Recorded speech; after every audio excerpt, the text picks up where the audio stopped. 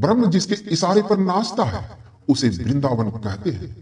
एक बार जब ग्रहण के समय सभी ब्रजवासियों और द्वारिका वासियों को कुरुक्षेत्र में जाने का अवसर मिला, तब श्री राधा रानी भी अपनी सखियों के साथ वहां गई।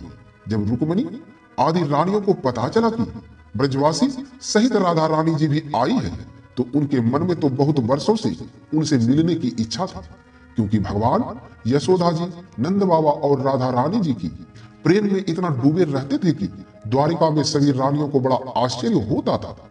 आज जब पता चला तो सभी ने भगवान श्री कृष्ण से राधा रानी से मिलने की इच्छा व्यक्त की। भगवान श्री कृष्ण ने कुछ सैनिकों के साथ रानियों को भेजा। रानियां वहां पहुंची जहां राधा रानी जी ठहरी हुई थी। रुक्मणी आदि रानियां जैसे ही अंदर गई तो देखा एक बहुत सुंदर युवती खड़ी हुई। वह इतनी सुंदर थी कि सभी रानियां उनके सामने फीकी लगने लगी। सभी उसके चरणों में गिर गई। तब वो बोली, आप सभी कौन हैं? तब रुक्मणी आदि रानियों ने अपना परिचय बताया और कहा कि हम आपसे ही मिलने आए हैं, आप राधा हो ना? तब सखी बोली, मैं राधा रानी नहीं हूं, मैं तो उनकी सखी हूं। मेरा नाम इंदुलेखा है। मैं तो राधा रानी जी की दासी हूं। वे तो 7 द्वारों के अंदर विराजमान है। रानियों को बड़ा आश्चर्य हुआ, जिसकी दासी इतनी सुंदर है तो वह स्वयं कितनी सुंदर ना होगी। आगे फिर एक एक करके अष्ट सखियां मिली। रंग देवी, तुंग विद्या, सुदेवी, चंपकलता, चित्रा, विशाखा, ललिता सभी रूप और सुंदरता की मिसाल थी। रानियों ने अपना परिचय बताया और कहा कि हम आपसे ही मिलने आए हैं, आप राधा हो ना? सभी रानियां आश्चर्य में थी। जब ये सभी इतनी सुंदर है तो राधा रानी कैसी होगी? सभी अष्टद्वार के अंदर पहुंची। देखा राधा रानी जी के दोनों ओर ललिता, विशाखा सखियां खड़ी है और श्री राधा रानी जी सुंदर सैया पर लंबा सा घूंघट करके बैठी हुई है। रुक्मणी जी ने चरणों में प्रणाम किया और दर्शन की अभिलाषा व्यक्त की।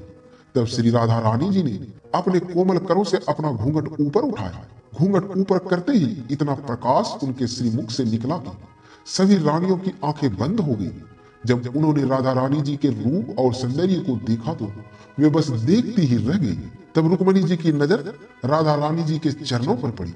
देखा चरणों में कुछ घाव बने हुए हैं। रुक्मणी जी ने पूछा तो श्री राधा रानी जी कहने लगे, आपने कल रात श्री कृष्ण को दूध पिलाया था। वह दूध गर्म था। जब वह दूध उनके हृदय तक पहुंचा तो उनके हृदय में हमारे चरण बसते हैं। इसी से वे घाव मेरे पैरों में आ गए। इतना सुनते ही रानियों का सारा अभिमान चूर चूर हो गया। वे समझ गई कि कृष्ण क्यों हम सभी से अधिक राधा रानी जी से प्रेम करते हैं। वास्तव में वृंदावन श्री राधा रानी जी का बेडरूम है, जिसे निज कक्ष कहते हैं। वे रोज रात में वृंदावन आती है, रास लीला करती है और प्रातः फिर बरसाने चली जाती है। यदि हमारे घर कोई अपरिचित आए तो हम अपने घर के फाटक के अंदर होते हैं, वह अपरिचित बाहर होता है, हम बाहर से ही उससे बात करते हैं। यदि कोई परिचित आ जाए तो हम घर के बरामदे में उससे बात करेंगे और कोई व्यवहारी आ जाए तो ड्राइंग रूम में बिठाकर उससे बात करेंगे। कोई सगा रिश्तेदार आ जाए तो रसोई घर तक आ सकता है, पर हमारे निज कक्ष में किसी का प्रवेश नहीं होता। यहाँ तक कि एक समय के बाद बच्चे भी नहीं आते। श्री जी का बेडरूम वृंदावन है और उन्होंने हमें अपने निज कक्ष में प्रवेश दिया है। इसलिए वृंदावन साक्षात राधा रानी है, जहां ब्रह्म भी उनकी आज्ञा से ही आ सकते हैं। जिसके संकेत पर ब्रह्मांड नाचता है वह ब्रह्म है, और ब्रह्म जिसके इशारे पर नाचता है उसे वृंदावन कहते हैं। जय श्री राधे।